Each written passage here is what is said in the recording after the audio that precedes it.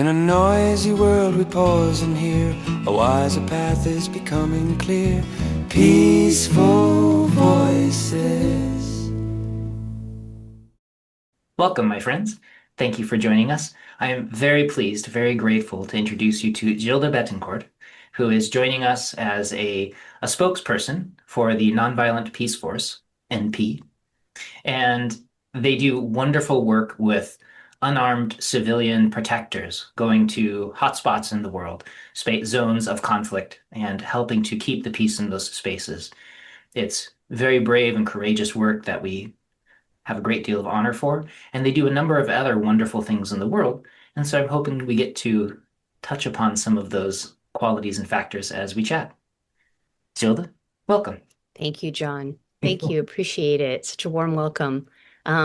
Yes, I've had the good luck of being able to be with Nonviolent Peace Force I started volunteering in 2001 and I became staff in 2004. So we can all do the math, 24. That was a great introduction. That was a really succinct introduction of Nonviolent Peace Force, which is a really challenging thing to do because it's Nonviolent Peace Force does and is also trying to do so much more. One of the things I would add is that we do this work of trying to increase human security, civilian protection. We do it with communities that invite us. So Nonviolent Peace Force doesn't look out over the world and decide where they're going to go today. They respond to invitations from communities that feel unsafe and want to increase their security and safety without the use of weapons, without escalation. So that is what we try to assist in doing. Yeah. It's wonderful work. And yeah, I've been hearing some fantastic actions that have been taken. And I am wondering, specifically, if you don't mind, I like to begin my interviews because so many of the people watching are activists who are in the field and in the midst of the turmoil and the troubles. And very often when you're in the midst of it, it can feel overwhelming and difficult, especially during especially dark times. And so I'm wondering if you don't mind sharing something that you are observing in the world, something in your life that is bringing you hope. Yes, that's probably one of my favorite questions. And I like ruminating and encouraging people to think about the same because we so need it right now, right? It's funny. My knee-jerk response is Nonviolent Peace Force. It's what gets me out of the bed in the morning because I'm part of a team of people from all over the globe. Right now, I think we're somewhere between 300 to 400 people who are dedicated to trying to interrupt cycles of violence, trying to help keep people safe, to protect civilians, to prevent violence, to promote peace, right? And so I need something like this in my life so much right now. And so that's what keeps me going. Of course, in addition to my loving family and my group of friends, many who are like family, so yeah, that's what keeps me going. And that's what brings me hope. Yeah. That's wonderful. And I feel like that is a thing always worth mentioning is that it's our close companions that offer that, not just a sense of solidarity, but a sense of something very important that nourishes us as humans. And very often people become loners striving for a cause or moving forward without paying attention to the space around them. And so for those of us who are willing and wanting to nourish ourselves while we help heal the planet and maintain these, to spread peace and love, then Right. part of our own nourishment must require, or at least should require for most people, that outreach and development of a community. And so, Right. Absolutely. I would go even a step farther and say you can't do it by yourself, Mhm. right? Like if you, um, if you think you can do this, I mean, you can take care of yourself and try to do things. I'm not discouraging people from being self-reliant, from having independent thinking, from, all the things that we cherish in the individual, right? Now, not diminishing that in any way. But we're talking about society and social challenges and things. And when we are working in that world, Hmm. we can't do it by ourselves. The part of the victory is in community, in having good relationships with others, in us living all well together. Just as there wouldn't be a victory of like, I'm fine and everybody else is suffering, that is definitely not a victory, right? So yeah, I would say that. And I saw this beautiful email by Daniel Hunter from Choosing Democracy that came out recently that just really, it's just so beautifully stated the importance of self-care Hmm. and being all right. People who are really concerned in these times about how things are going, but either they're ill themselves, or they're nursing a newborn, or and they're feeling very torn because they feel like they need to do more than what they're doing in their own personal lives, which I understand. But he wanted to encourage people to understand also that that newborn needs you. Your body that might be going through some health challenges needs you right now, and you shouldn't neglect those.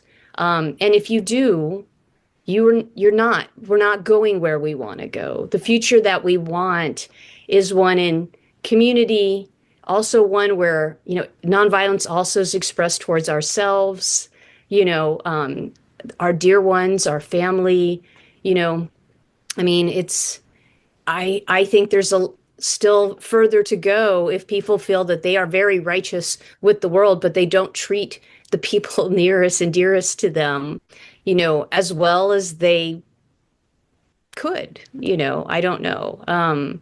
So nonviolence starts at home, definitely starts with the immediate people around you. And then it should extend out to everyone else as well, as eventually. But if you think you're being great to the world, but you're being really, you've got some growth to do around the people closest to you, please do focus on those relationships, right?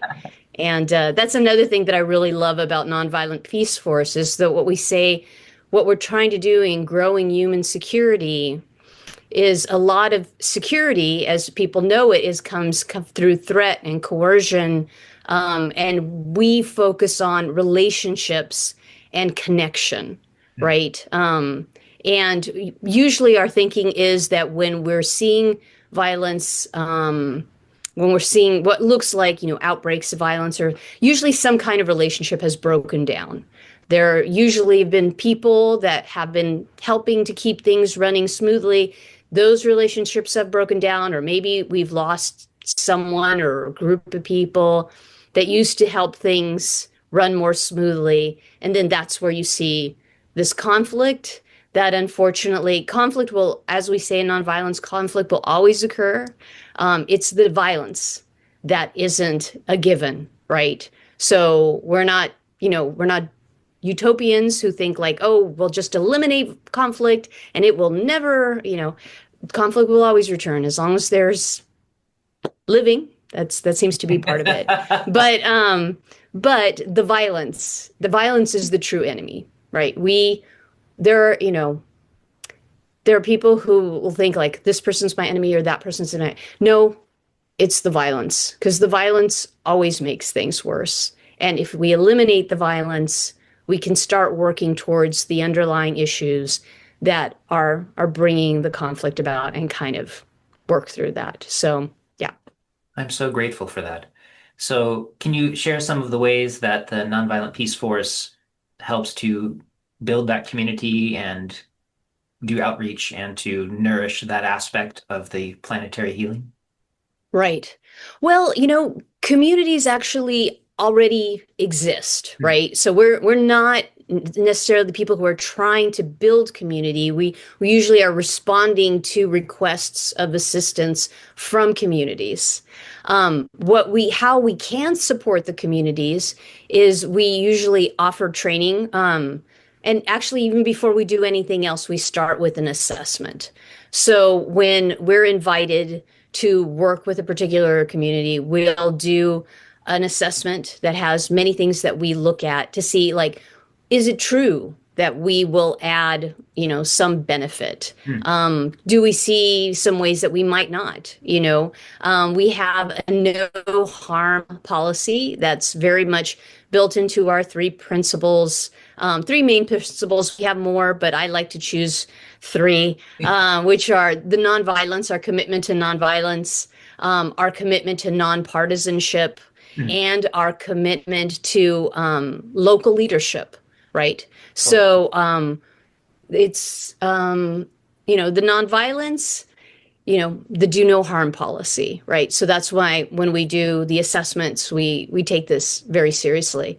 The nonpartisanship is this part that can be very tricky and hard because, people have a tendency to pick sides, especially if it's the side of the person who seems to be at the, perhaps receiving the most harm in the violent conflict. And but in order for us to do our work and build relationships that need to be built, in order to increase the chance of the violence being prevented, this is the position that we take.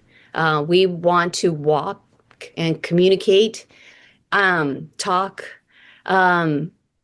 with all sides, with all parties who have any role in the conflict to increase the chance of reducing violence. Mm. And then the local leadership, or what we call primacy of the local actors, the communities that invite us. It's their decisions to make how they want to proceed. We usually try to shine a light on the people who are experiencing, who are suffering the most from the violence that is occurring around them. And it's their decisions on what actions that they want to take to try to improve things, try to improve their security. It's not our piece to build, is, I guess, one of the ways I like to say it the most. We try to create a safe space for this work to be done. But ultimately, it's the community's choice how they want to proceed. We can share examples of how other places around the world, the choices, the tools that they had, the choices that they made, but ultimately it's their peace process to build and to go through. I appreciate that so much. So first, don't make it worse, and then Yeah. empowering the communities that are actually suffering. Mm. And it does seem so important to avoid that Mm-hmm.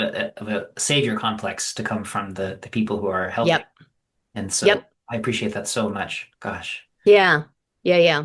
Yeah, definitely. I remember we have one of our oldest programs is in Mindanao, in the Philippines. Hmm. And I remember before we even went to that program, the debate that was going on in the organization, because there were smaller groups in Mindanao, um, of local people in Mindanao who were doing work similar to what Nonviolent Peace Force does. Wonderful. But they did feel that they were under a bit of threat, and they believed by having the presence of internationals that they could continue to operate with just another layer of security because, just as nobody likes to fight in front of the neighbors, um, this is, the little example that I like to sort of, really bring it home. Um, you know, the presence of an outsider and certain levels of conflict can change behavior, just as nobody wants to be seen doing something that they know, breaking a ceasefire or doing something of that sort. The presence of outsiders sometimes can make a difference. We don't promise that that will work in every conflict. There are some conflicts that do not care. if an outsider is present, or and also do not care, or they don't have a reason to. They're not trying to be seen as legitimate, or they're not trying to win global legitimacy. So that they're not as hesitant to do things that shouldn't be done.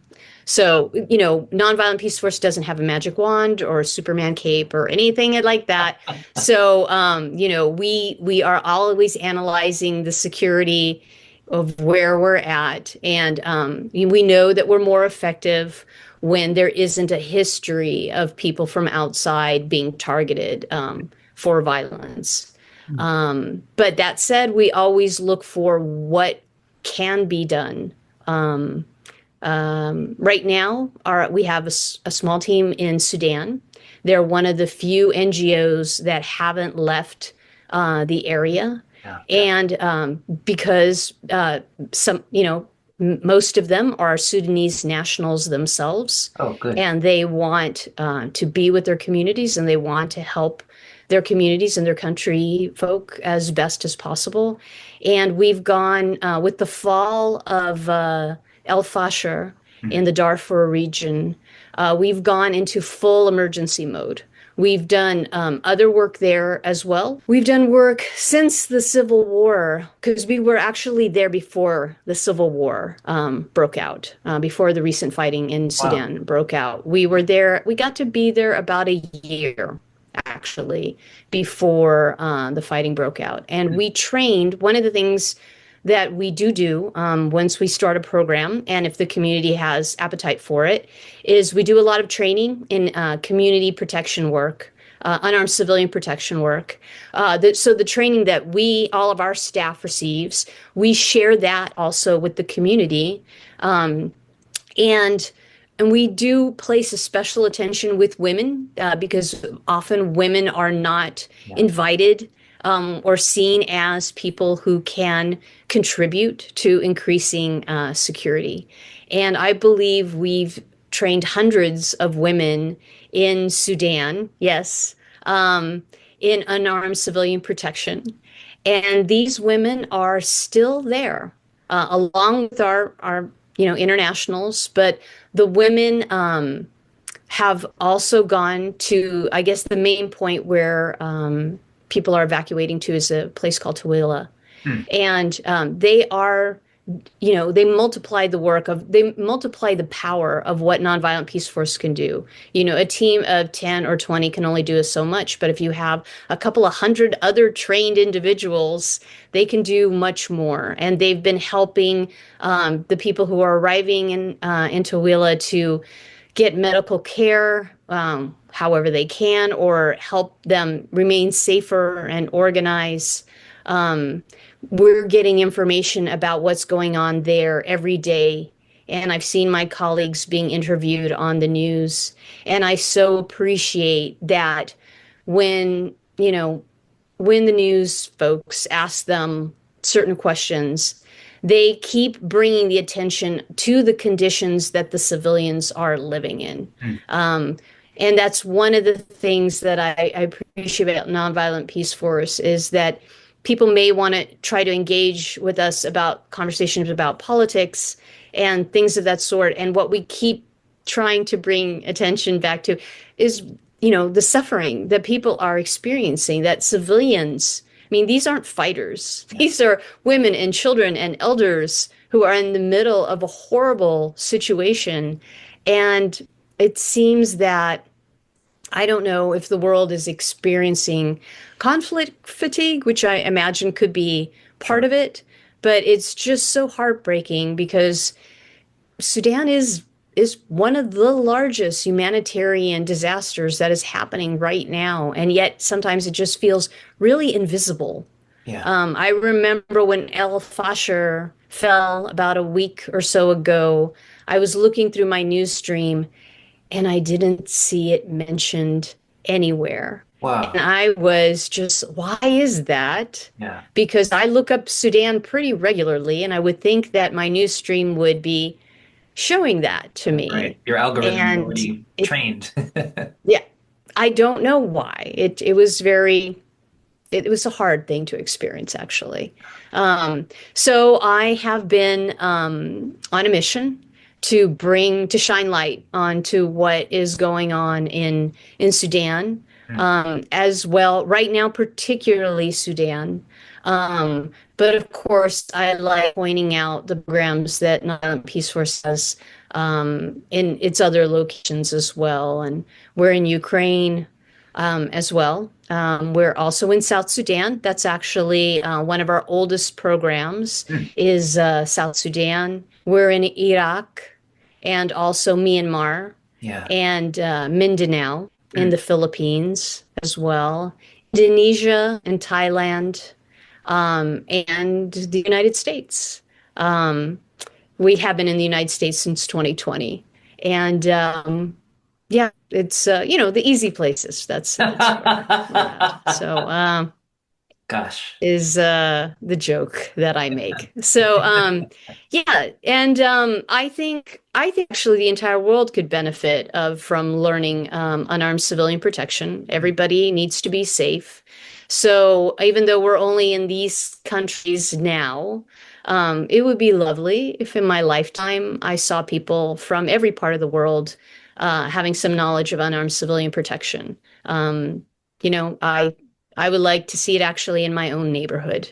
Mm. And I'm kind of thinking along those lines as well. I've been very, very focused on helping Nonviolent Peace Force, but I would like to, I don't know, I just think it's a kind of skill that everybody can benefit from. And lately, for those of us that live in the United States, I've been encouraging folks to take their local emergency response training. Mm. Because that's something that is available in the United States. It's funded by FEMA. It's in San Francisco. That looks like me training with the fire department to think ahead of things like earthquakes and fires, just certain skills that folks like. I know that the San Francisco Fire Department would like average folks to have because in case of an emergency, there are only 300 firefighters at any given time in San Francisco who will be able to respond to Mm. an emergency. And we're quake country. So, and I've been here, but I was born and raised in San Francisco Bay Area, and I was here for the quake in '89, Wow. Yeah. and I know it's real, right? And so it's I see it as part of it's actually community care of caring for yourself and caring for your community and your family is to have some plans for when the unexpected happens. So and I think the encourage the United out their local emergency response training is because I think it will give them a very practical view of something similar of what Nonviolent Peace Force does with communities Mm. and help them plan, to assess security issues. What could go wrong? How could we plan for that? What could we do about it? How could we better keep ourselves safe? Think about this ahead of time really increases our chances, like disaster preparedness, right? It really increases our chances knowing how to respond, when we're caught by surprise. Mm. And I think it gives people very practical understanding of Nonviolent Peace Force. We help people create learning early response plans. Because sometimes violent actors do show up, and we respond to that in a way that keeps safe as much as possible. Mm. So things like that is what we're up to. Gosh, what a gift. And so, other than for people around the world who are watching this, reaching out to their local fire department if they have one, or at least to the local government, Mm, what kinds of emergency training that they can receive or offer if they have that knowledge themselves. Is there something that mhm. the Nonviolent Peace Force in particular offers, perhaps online or in groups, so that people can reach out and learn a little bit more? Yes. Absolutely. So we are Nonviolent Peace Force isn't interested in being the only organization that practices unarmed civilian protection. In fact, one of our parts, there's three parts also to our mission, which is to protect civilians in violent zones of conflict, to work side by side with communities to help them to build peace, and to advocate for these approaches around the world so that they can be adopted by others. We believe these three things will help, get us closer to the world that we all want to live in. And so we make a lot of information available on our site. It is there for people to learn from. In fact, our whole manual of unarmed civilian protection is available there, also on our website. Resources, quick resources that might be useful to people. We encourage people, if this speaks to you, if nonviolence and nonpartisanship or local leadership, these are your values. I found Nonviolent Peace Force is your organization.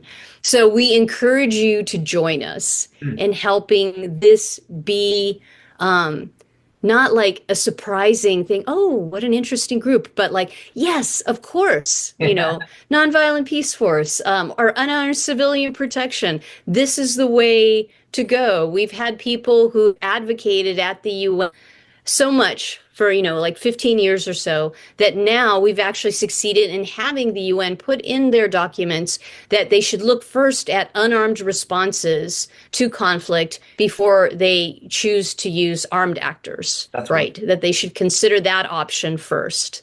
So that's a shift in the right direction, we think, right? Yeah.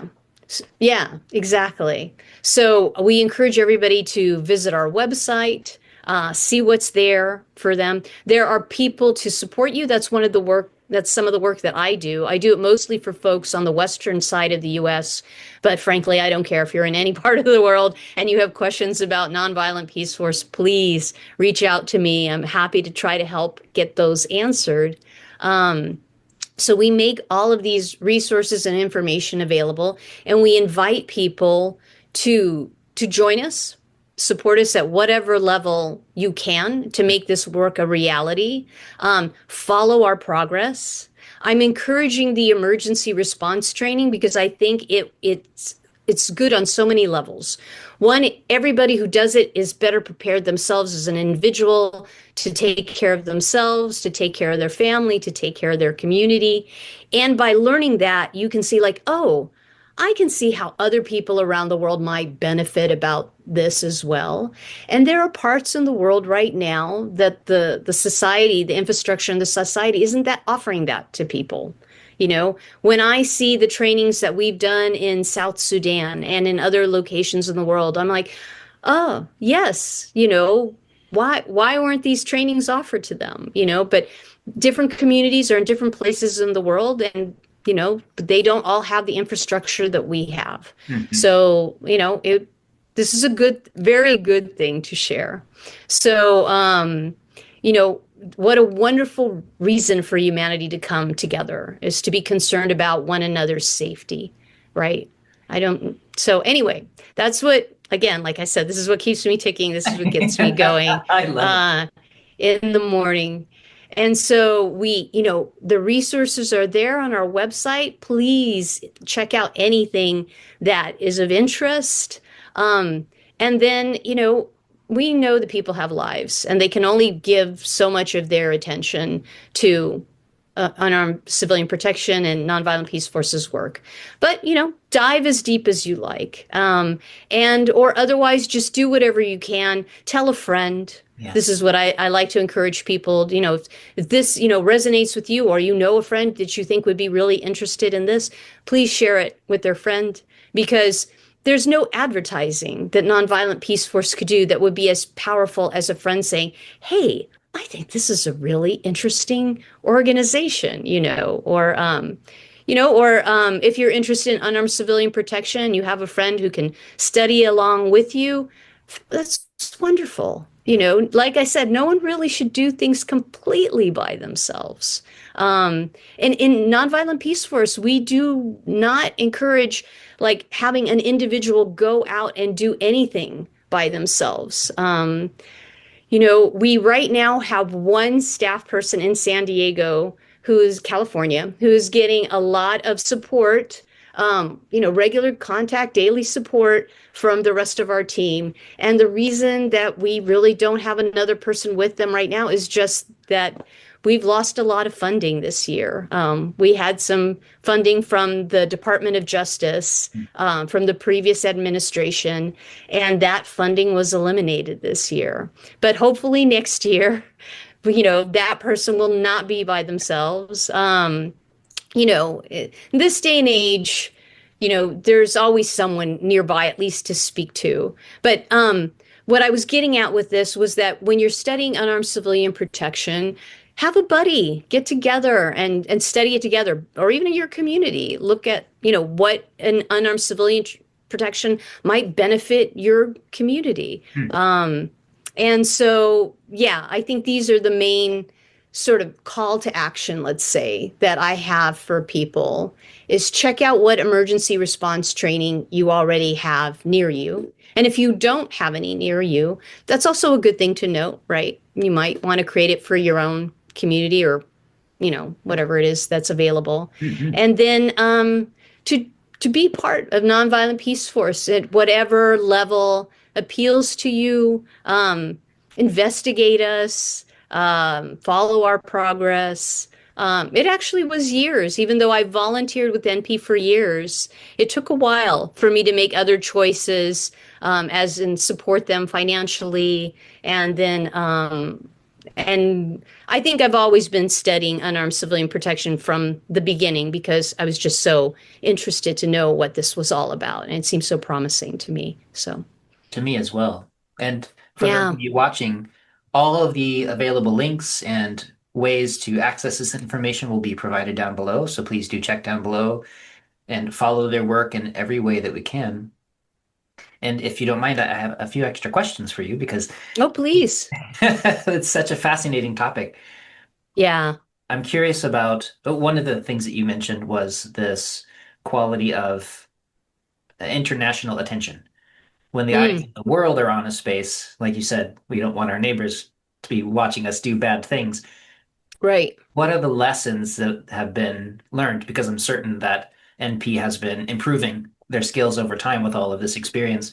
What are the lessons we've Hmm. learned about how we can best draw that attention, how best to make things visible so that there are more observers watching Mm, and more accountability available?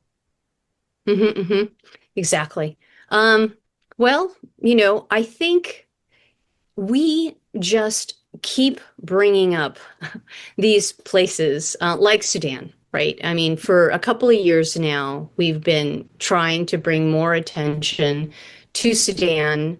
Um, and I think instead of getting involved in politics or shaming and blaming situations, we just keep pointing back to the conditions of the civilians, right? And this is important.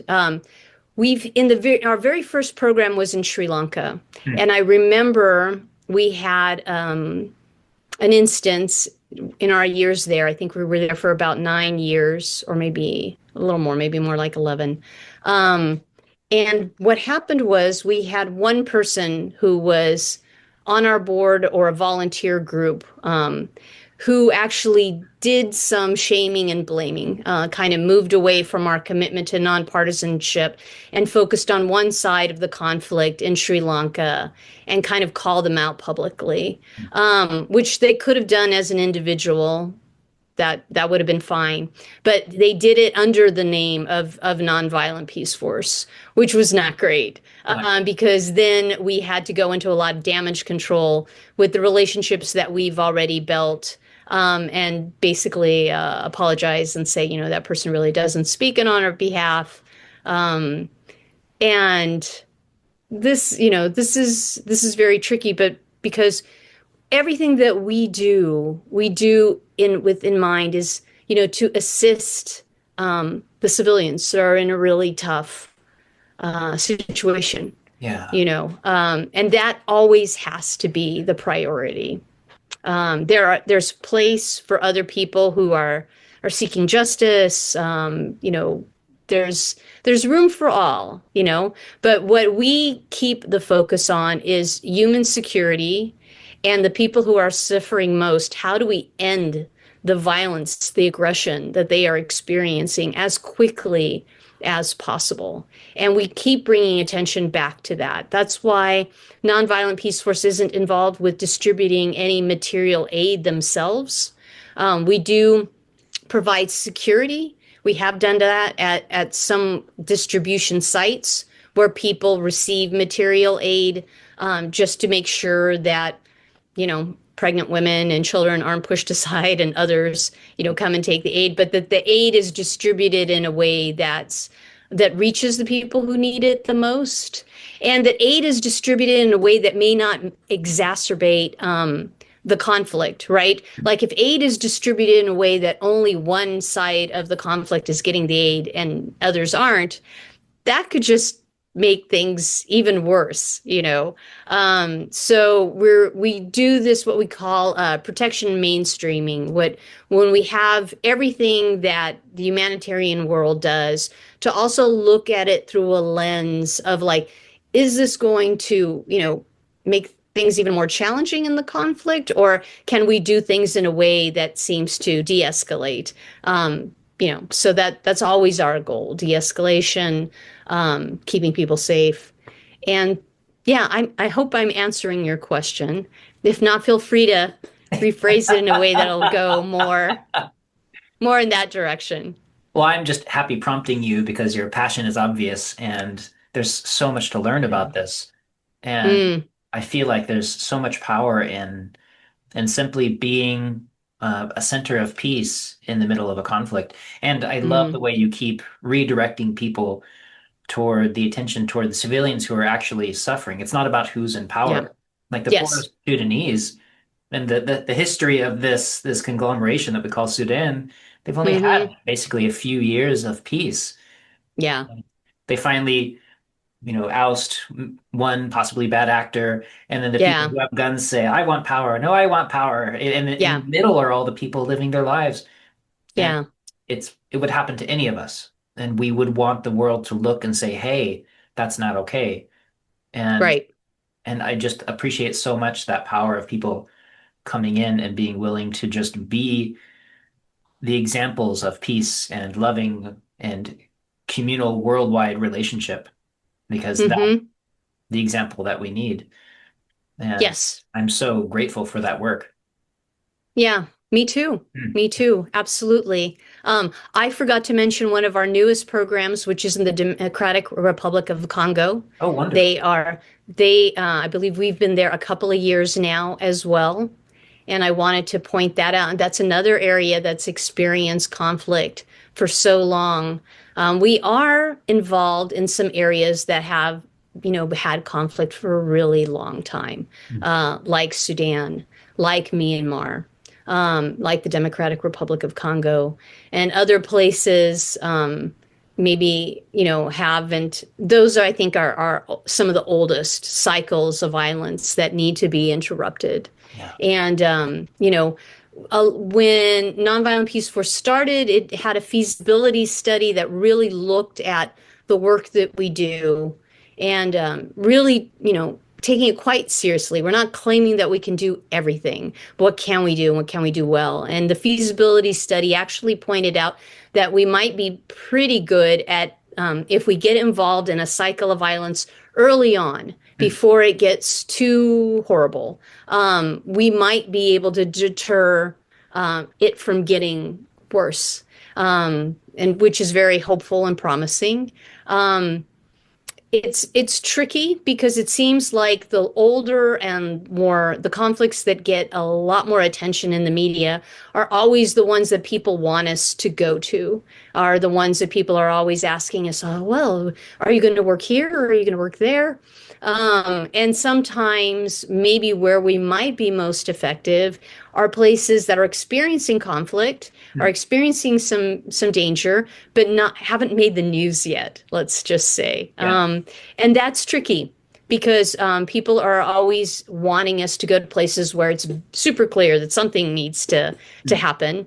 But the other part of the conflict where we might be most effective, and Mindanao in the Philippines, I think, was a good example of that, is, so here's a conflict that's gone on for decades and has really kind of gotten exhausted. Like, it's really clear that neither side can claim a clear victory. And now they're kind of looking for like a way out. These young men who've been fighting in the bush, or military services who've been fighting and fighting, they don't see any future. And so they kind of can welcome a third party that is, holding the space of saying, we're neutral, we're not taking sides with either of you, and we will help monitor ceasefire. We will help train civilians around you to monitor ceasefire so that there's a buy-in. Like, the ceasefire isn't somebody else's project, and the community understands that this is what's going to help them stay safe. Yeah. And I think the Philippines, and Mindanao in the Philippines, is the great undertold peace success story that should be all over the news. It should be everywhere. Everybody should be looking at Mindanao in the Philippines. I'm happy to say that when our program started, I think about a third of our team were internationals, and 2/3, or maybe even half, were internationals, and the other half were Filipino nationals. And the situation in Mindanao has improved such that our entire team in Mindanao now are Filipino nationals. They no longer feel that they need the presence of internationals in order to do the work that they need to do and to be safe. And that's a success. It is. And that's the direction that Nonviolent Peace Force has always hoped for. Because we're not interested in staying anywhere forever. We, want to create that space for locals to build up their strength, for the situation to improve such so that people can live their lives, focus on their own community safety. That is the ultimate goal, right? And out of that, we have people who've worked with us, learned from us, and then they are using those skills, continue to use those in their community, or if they choose to join Nonviolent Peace Force and work in some other part of the world, sharing what they've learned, we welcome that as well.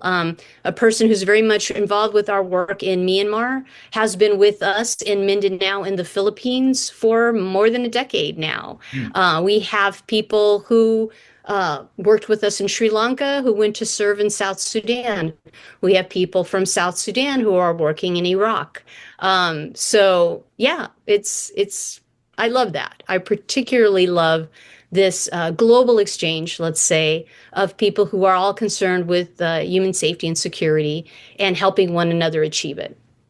Gosh, I feel like you're still answering my question about hope. You're Yeah. flooding me with excitement. No, I mean, I'm very, very serious and genuine when I say that this is what keeps me going. This is the vision, right? This is, and I think it's well worth working towards. Humanity, us being safe is pretty much the top concern, right? And it will be very hard to pursue other fields like medicine, education, if a community is not safe, they can't benefit from any of those things because they're on the run. They're on the go. Yeah. They're seeking safety.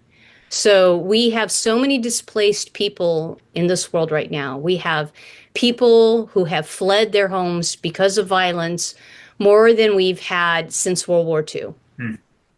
So, yeah, I'm sorry to share that, but that's the reality. That is where we are at, right? But just as in, World War II, we bounced back from that. The wars did cease, and things do stabilize.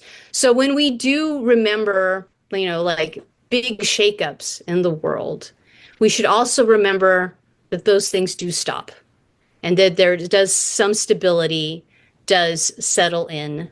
And, things go in cycles. That's right. So that's what I keep reminding myself. That saying that when things are really dark, that's when you can see the stars more clearly. That's I like that. I like that very much. I don't know if it's because I'm Portuguese and sailors used to use stars to guide themselves, when they sailed around the world. But we need that guidance, right? We need something to move towards, like a star, something like safety for all. You Mhm. know, this is, I think, our underlying thing. We all need to be safe. We not all need to be well. And then once we've achieved that, we can consider other goals as well. I agree. Yeah, in that hierarchy of needs, there are certain basic Yeah. things we need to reach for.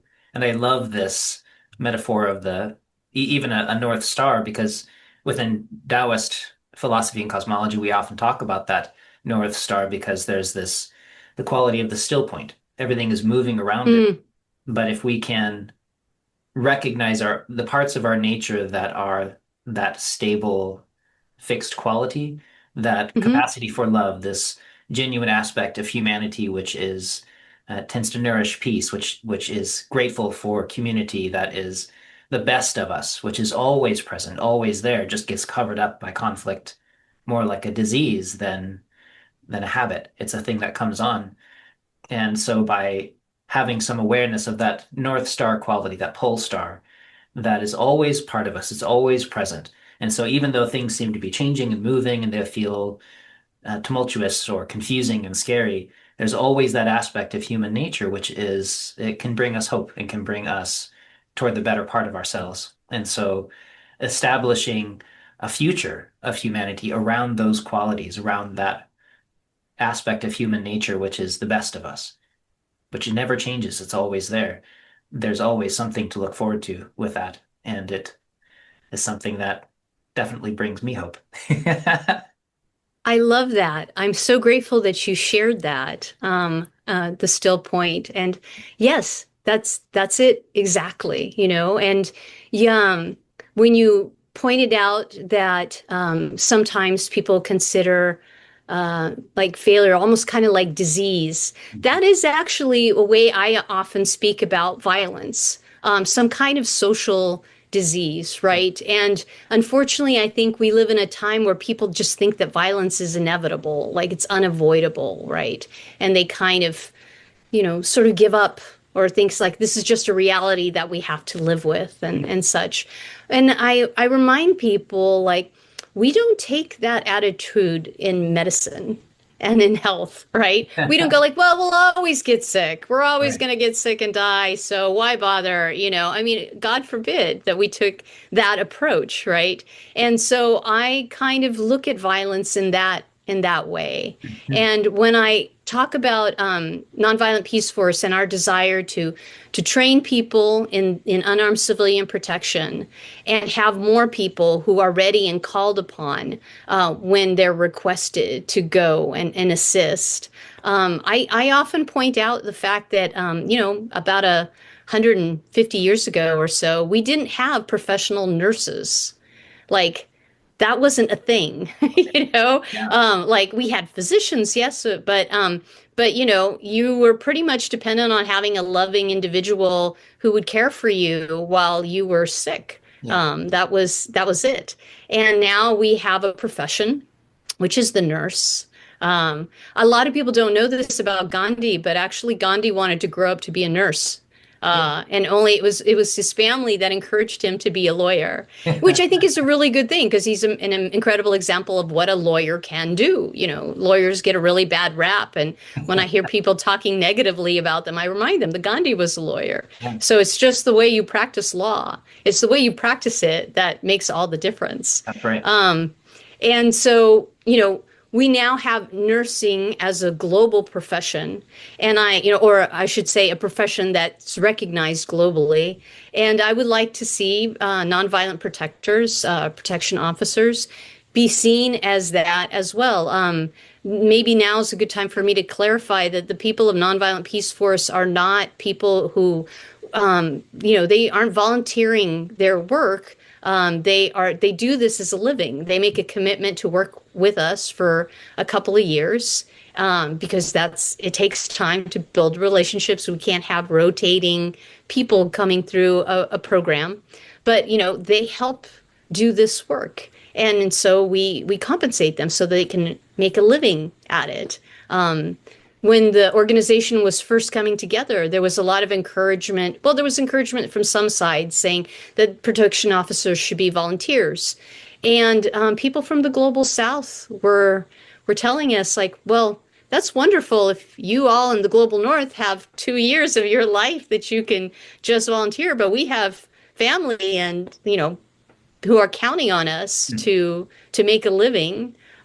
So you would exclude us if you would insist that this work was only done on a volunteer basis. And I think it would really hold things back. Nonviolent Peace Force isn't the first group to do what we call accompaniment work. Unarmed civilian protection and accompaniment is sometimes the full title that you'll hear. But we are one of the groups that grew really quickly. And I think it's because we came up with a model that allowed people to do this work and be able to take care of their families and themselves. If you're on a volunteer basis, you can only make so much of a commitment and then you have to go. You can only ask a volunteer to do so much, So I think we've taken it to another level. And I think also Nonviolent Peace Force has shown the world that anybody, with the right skills and training and such, from any part of the world could be an unarmed civilian protector. In the early days of this field and work, it was mostly people from the global north in the global south trying to protect communities there. But we've taken people from the global south all over the world and proven that they can be just as effective as anyone else. They just, need to be given the skills and support to do so. So, what a gift. And that yeah. quality of how at some point we made volunteer protectors into a professional military. Why can't we do the same with peacekeepers? And to Right. show the effectiveness of that and move our national defense qualities around the world more in that direction rather than putting money into tanks or bombs and furthering that same cycle of disease that we talk about. Yeah. And some of my work has been here. And I grew up in Southern California, just a little south of you. And I got to live through the LA riots, and I got to watch how violence just cycles and cycles and cycles.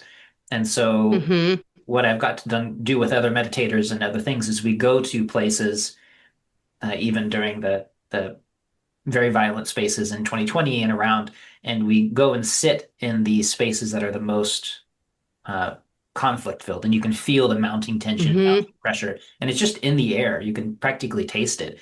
And just by being that quiet stone in the middle of it, being something that's doing something other than conflict cycles, you can feel it sort of disperse and people kind of wander away, and it no longer feels the same because there's something in the middle kind of disrupting that. And so having these skilled people who are doing far more than my friends and I were doing, but actually being part of something, drawing national attention, skilled people drawing in community, building those resources in the space is to me is just mind-blowing, and I can only imagine how effective it is. And so I'm just so grateful for the work you all are doing. Gosh. Thank you. And we have external evaluations done of our work. So even though we have a lot of anecdotal examples, we completely want people to examine what we do, learn from it, say what works well, what could be improved, because this is obviously always a work in progress. And I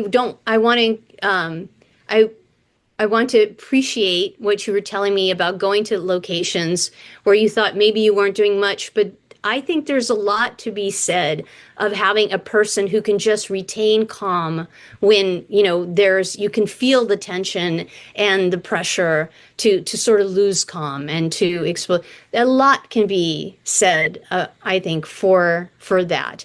We might even be able to look at our own groups of friends or family, how there's there's somebody sometimes or a few people on those sides who kind of manage to keep things calm, that sort of natural, peace oriented, peace building kind of individual who helps work folks through tension. And so I guess we are trying to use that in a very intentional way. Like we keep asking the question, like, what will interrupt this cycle of violence? That's Who do right. we need to talk to? Who do we need to get engaged? Who's not all at the table? What are all the actors at the table? Are those conversations happening? Because that improves the chances of some improvement. When you don't have people even speaking to one another, there's no lines of communication. Chances are that just eventually something bad will happen. And we shouldn't wait to that. We should start working to build those relationships ahead of time to improve the chances to prevent violence from occurring. That's so wonderful. And I practice medicine, and one of the common ideas is that the medicine that gets the most attention is the one where somebody's been hit by a car, there's some terrible thing happening, they reach in, they do the amazing work of reattaching somebody's hand, which is Right. like a miracle. But often the most effective medicine is the one that comes far before that prevents the problem in the first place. And so Yes. in a way, the most effective medicine is the most ignored. And Yes. so as peacekeepers, if we can recognize those mounting cycles of violence or any kind of conflict showing up and do our best to heal it before it becomes a problem. Nobody Hmm. will ever put you on a camera, probably, but you have made the world demonstrably better by preventing the problem in the first place. And so I feel like that kind of knowledge is very empowering because we can start to recognize our own part in these cycles of conflict because all of these cycles started with those small waves. And if they Yes. had a chance to be smoothed over before then Right. it wouldn't have manifested in these larger Right. panic surges of violence. Yeah, exactly. I think you've really, really shined a light on something that's so true. Another reason I was drawn to Nonviolent Peace Force was more of their preventive approach, right? Like, how do we prevent violence as much as possible? And that incredibly appealed to me because it's true. The things that get attention, the most attention, are the most dramatic. Mhm.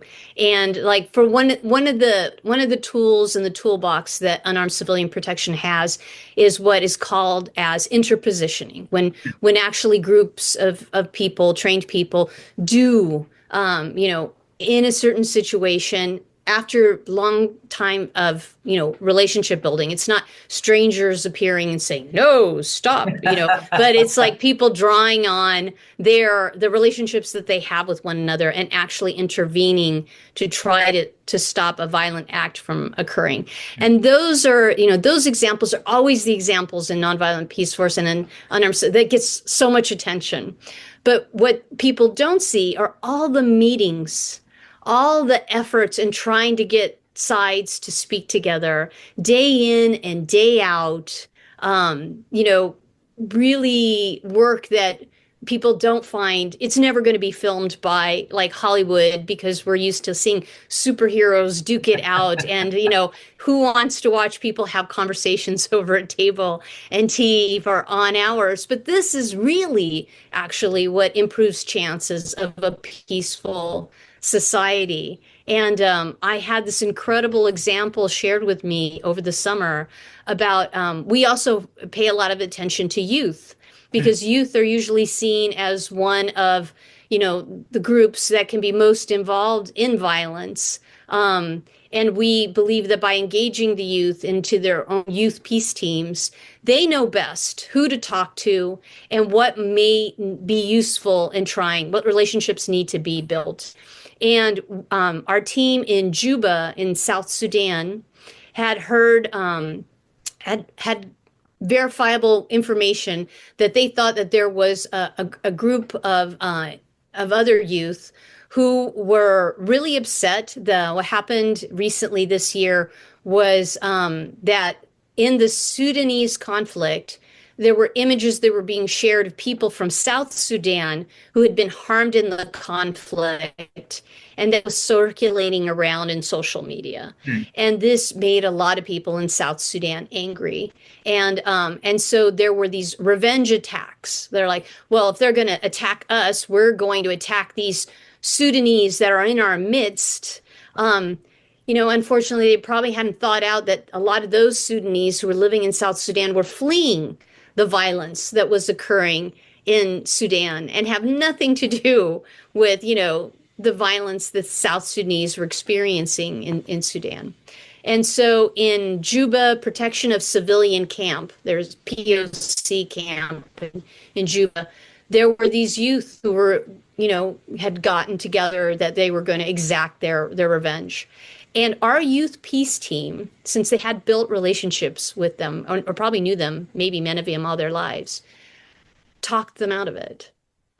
They basically, they had those relationships with those people and said exactly probably things like I've said, like, these people, these Sudanese people here amongst us in the market and such, they had nothing to do with those folks that got attacked in Sudan, and is this really what you want to do, right?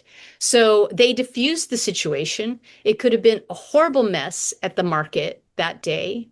Who knows what that would have cycled into? Because once you start attacking and using violence, Mhm. it's like playing with fire, right? Yeah, it's That's right. and yeah, and they stayed and they made sure that no one was harmed. There was a Sudanese baker that they even walked home just to be 100% sure that he would get home safely. And I think that was a brilliant example. But unlike, in our media that show fists flying as a way of getting things done, in reality, it's basically things like walking people home, making sure they get home safe, that accompanying women when they go out into the field to collect firewood Hmm. so that they are not preyed upon and become victims.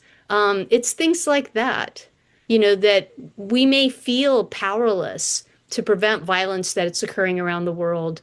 And what I think Nonviolent Peace Force demonstrates each day is there is more that we can do than we've even thought. Once we make a commitment to nonviolence, and we engage our creativity and our commitment, who knows what you can come up with, That's right. Yeah. We've people were very discouraged, about whether we would be able to do anything in Ukraine, and because they're dealing with bombs falling and drone attacks, Yeah. and we have been promoting something called frequency analyzers, Hmm. which are not, they're also, you could also call them drone detectors. They are not drone jammers, which would actually, when you try to jam a drone signal, people will know where you are because you're trying to. But frequency analyzers, you can detect drones without giving away your location Ah, or letting people know that you're doing such a thing. And with these frequency analyzers, which we've distributed them and we've given training on how to use them. Humanitarians that are helping evacuate people in Ukraine, or deliver aid, different things that are going on in Ukraine right now, they can get at least enough notice to understand that a drone is near them and on the way, and they can speed up if they're in a vehicle, so that they miss the drone's attack. So this is something that doesn't harm anyone, but right. increases human security. And so when we have that as our value of like real defense, Hmm. right? Not offense, but like how do we protect ourselves and others? Um, and you really lean into that, all kinds of creative solutions can occur. So, yeah. Amazing. Ah, Gilda, one of the questions I will often like to end with is one, of course, if there's anything that I've missed that I should be asking about that you wish people would ask you about. And the other is, do you have any specific actions that people can take next, the homework that you would give to whoever's listening to this, the next immediate Hmm. step for them to take, because I know Right. you're in the midst of it. And so I for one will happily take that next step. I commit to it. Tell me what to do. Okay, great. Thank you. Yes, I've had other people encourage me to really um, focus on what is the call to action, for Nonviolent Peace Force. Because we kind of believe that the work sort of speaks for itself, and we want people to make it help us make it a reality. Um, but I do understand that people need more like, okay, specific requests. So I'll reiterate what I said before. I encourage everyone to check out what is their local emergency response training, if there is any. I understand for yourself that you're living in a community, so it'd be a good time to ask your community what plans do we have to respond to emergencies that may occur, horrible weather, or whatever you think might be an emergency. It's a good discussion to have. Hmm. So I encourage all of that because I think that will get people understanding, like, oh, is this kind of what Nonviolent Peace Force does? Yes, in a simple way, I think it kind of is, even though there's more to it than what we do. But I think this is something that can also immediately benefit everyone. So I encourage that. I encourage folks to check us out, get more information about us, do whatever you can to help make this work a reality, whether it's telling a friend about it, studying a bit more about unarmed civilian protection. You can add your name to our email list and get monthly emails about what we're doing Hmm. if you'd like to do that. We encourage people to give to us once a year, or if you really want to make sure that we have a stable means and resources to do this work, a small gift or of any size every month really helps. Things of that sort. To study unarmed civilian protection or nonviolence, I think they're both actually, is a good thing to do. To Hmm. find a friend to do it with, or to do it within a community, I think is even better, right? So these are the concrete, I think, requests that I have for everyone. I think this is all of us. The beauty of it is it's through nonviolent means. And so when you do something through nonviolent means, there's a role for everyone, any age group, anyone at all abilities, right? So I always encourage people who are interested in volunteering to think about the things that really make them tick, the things they just already want to do. Hmm. And is there anything in that they think they could use to help Nonviolent Peace Force as well? I think finding where your passions meet what Nonviolent Peace Force is trying to accomplish is a great way to volunteer because it'll have the fuel in it to keep you going. Yeah. So those I think are the best concrete things that I can request. That is Join wonderful. us, learn emergency response, engage your friends and family. Um, yeah. Perfect. I love the fact that you ask, is there anything that you didn't ask that I wish I had spoken? Because that's my favorite interview question as well. But I think we did a great job in covering a lot. And that's why I was so impressed with when you started and you described Nonviolent Peace Force so succinctly. I was like, oh, what a good job. That's a little challenging even for me because I've been involved in so long. It's kind of like, oh, what part am I going to talk about? And what Yeah. part is going to interest this person the most? So I usually have this approach that I'm just happy to answer people's questions. So if people want to reach out to me afterwards with more questions, please feel free to do so. I'm happy to do that. I see it as a real blessing that I get allowed to help people learn a little bit more about this important work. Hmm. Yeah, Thank you so much. Well, we feel your work sure. blessing as well. And so let me share the gratitude that we all have for your work and for the work of the Thank Nonviolent you. Peace Force. And all of Thank those you. people out there, even if they're not wearing capes, we still feel that they deserve their own superhero movie. Oh, absolutely.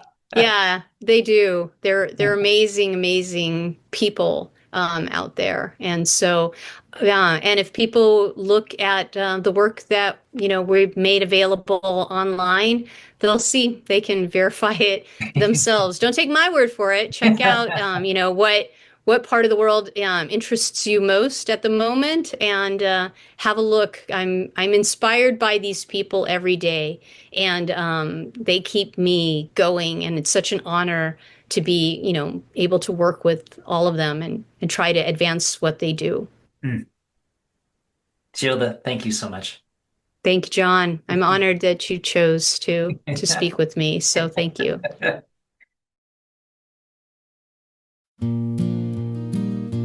Thank you so much for joining us, and a heartfelt thank you to Gilda Bettencourt for sharing her wisdom, her warmth, and the depth of her care. Hearing about her connection to the work of the Nonviolent Peace Force, and the courage to step in when things feel tense, reminds us that peace is alive in the way we respond, and the space we hold in each moment we're in. If you'd like to explore more, you can find us on YouTube at Peaceful Voices Podcast. And you're always welcome to support this work through Patreon under John Blue. Until next time, take a breath, stand steady, be kind, and see what kind of peace you're able to find.